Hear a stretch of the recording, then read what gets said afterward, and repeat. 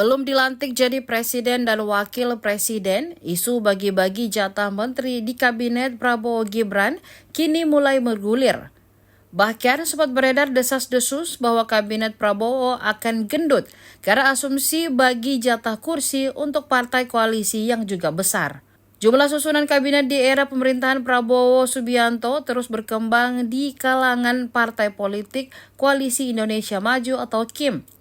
Terbaru, muncul usulan jumlah kabinet Prabowo Gibran menjadi kian besar mulai dari 40 hingga 44 menteri. Politikus Partai Golkar sekaligus Ketua MPR RI Bambang Susatyo mengatakan sempat mendengar jumlah kabinet di era pemerintahan Prabowo Subianto bakal diisi 44 menteri. Kemudian pernyataan tersebut disambut oleh Menteri Perdagangan atau Mendak sekaligus Ketua Umum Partai Amanat Nasional atau PAN Zulkifli Hasan yang menyampaikan kemungkinan jumlah kursi menteri di Kabinet Prabowo Subianto Gibran Rakabuming Raka lebih dari 34.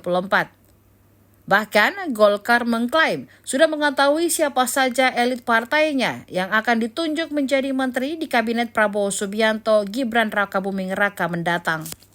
Dikutip Tribun Timur dari Kompas.com, senada dengan Golkar, PKB memastikan telah menyetorkan usulan nama-nama kader untuk menjadi menteri pada pemerintahan Prabowo Gibran 5 tahun ke depan. Kata Wakil Ketua Umum PKB Cucun Ahmad Syamsurizal, Prabowo tidak hanya meminta usulan nama kepada PKB, tetapi juga kepada semua partai dalam rangka menjaring kandidat terbaik. Download Tribun X sekarang. Menghadirkan lokal menjadi Indonesia.